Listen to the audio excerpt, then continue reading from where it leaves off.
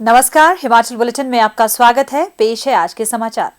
हिमाचल प्रदेश विधानसभा के बजट सत्र के 8वें दिन की शुरुआत आज प्रश्नकाल से हुई। प्रश्नकाल के उपरांत मुख्यमंत्री श्री जयराम ठाकुर ने यूक्रेन में फंसे प्रदेश के छात्रों की सकुशल वापसी के लिए प्रयासों की नवीनतम स्थिति बारे सदन में वक्तव्य दिया।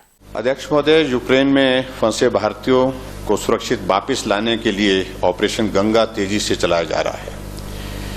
विदेश मंत्रालय से प्राप्त सूचना के अनुसार बीते 24 घंटे में कई उड़ानें भारत आई हैं और अगले 24 घंटे में और अधिक उड़ानें निर्धारित की गई हैं।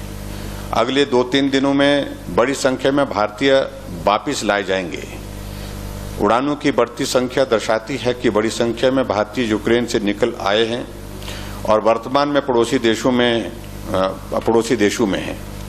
उन्हें वहां से कमर्शियल व भारतीय वायुसेना के विमान वापस लाने में लगे हैं।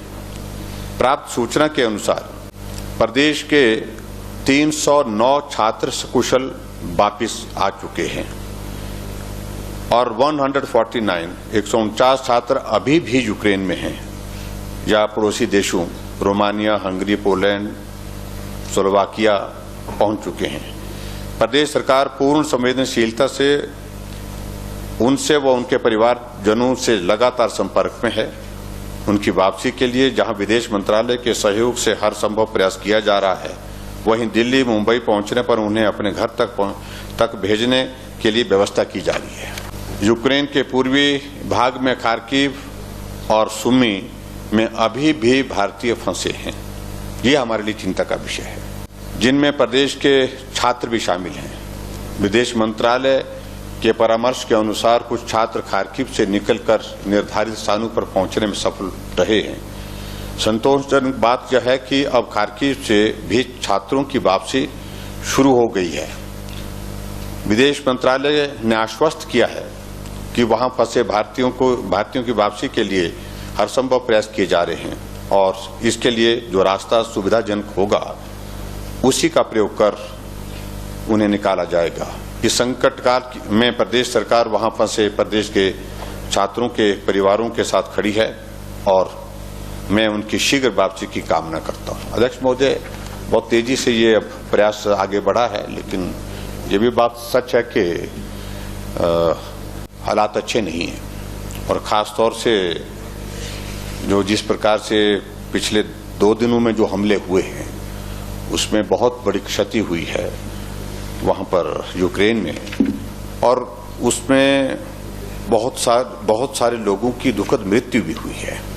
लेकिन हमारे लिए ये थोड़ा संतोष का विषय है कि भारत के सिर्फ एक जो बच्चा जो कर्नाटका से था मेडिकल की शिक्षा के लिए, उनकी दुखद मृत्यु वहां पर हुई है।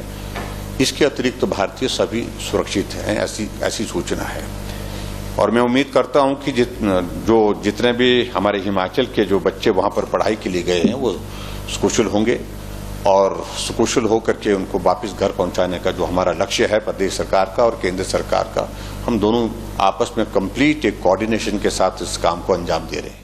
मुख्यमंत्री श्री जयराम ठाकुर ने आज शिमला में सिरमौर जिले के ट्रांसगिरी क्षेत्र के लोगों के एक प्रतिनिधिमंडल को संबोधित करते हुए कहा कि राज्य सरकार गिरी पार्क क्षेत्र को जनजातीय क्षेत्र और हाटी समुदाय को अनुसूचित जनजाति का दर्जा दिलवाने के लिए केंद्र सरकार के समक्ष प्रभावी ढंग से मामला उठाएगी।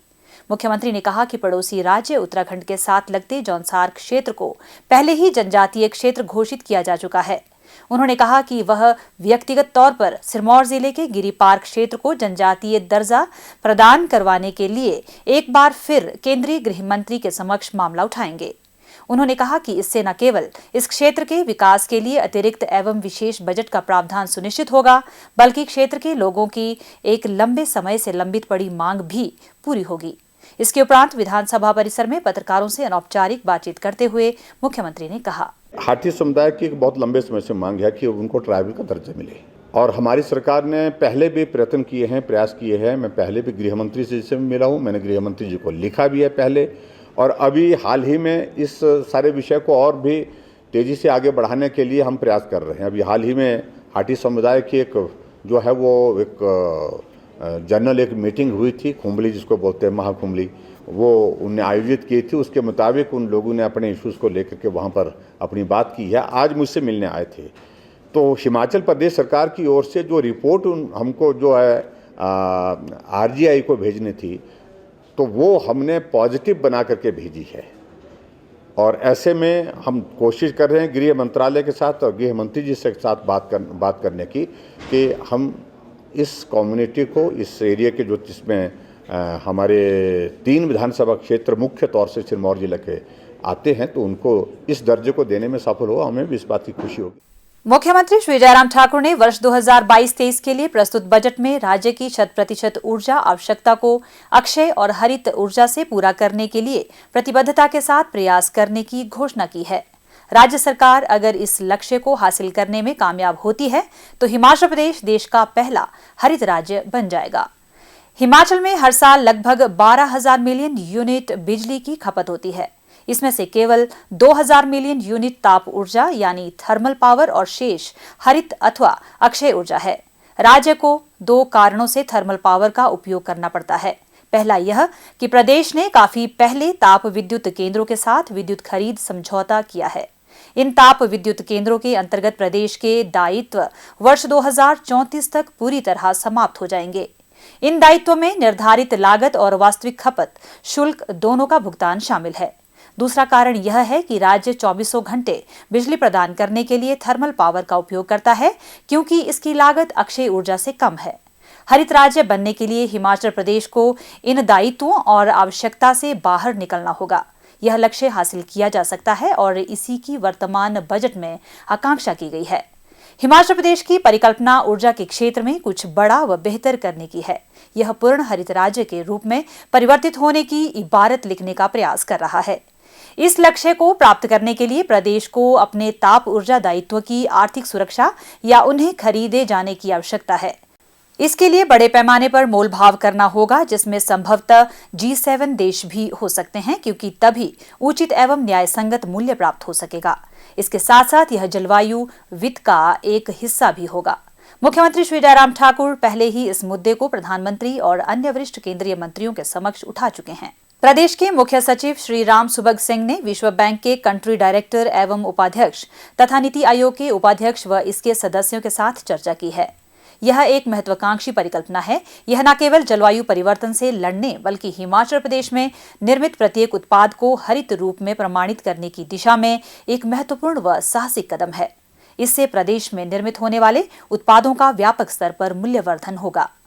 स्वास्थ्य एवं परिवार कल्याण विभाग द्वारा दोपहर 2 बजे जारी बुलेटिन के अनुसार प्रदेश में कोरोना संक्रमण की जांच के लिए आज 754 लोगों के सैंपल लिए गए, जिनमें से 190 लोगों की रिपोर्ट नेगेटिव पाई गई है, जबकि 560 लोगों की रिपोर्ट आना बाकी है।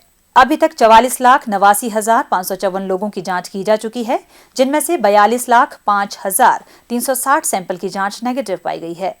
प्रदेश में कुल 2,83,613 लोगों में कोरोना वायरस के संक्रमण की पुष्टि हुई है, जिनमें से 2,79,009 लोग इस बीमारी से ठीक हो चुके हैं और 482 व्यक्ति उपचाराधीन है। हिमाचल बुलेटिन देखने के लिए सब्सक्राइब करें YouTube channel IPR Himachal, follow करें ट्विटर @DPRHP, लाइक करें Facebook page information and public relations department Himachal Pradesh, visit करें वेबसाइट www.himachalpr.gov.in। इस अंक में इतना ही। कल फिर होगी मुलाकात। दीजिए इजाजत। नमस्कार।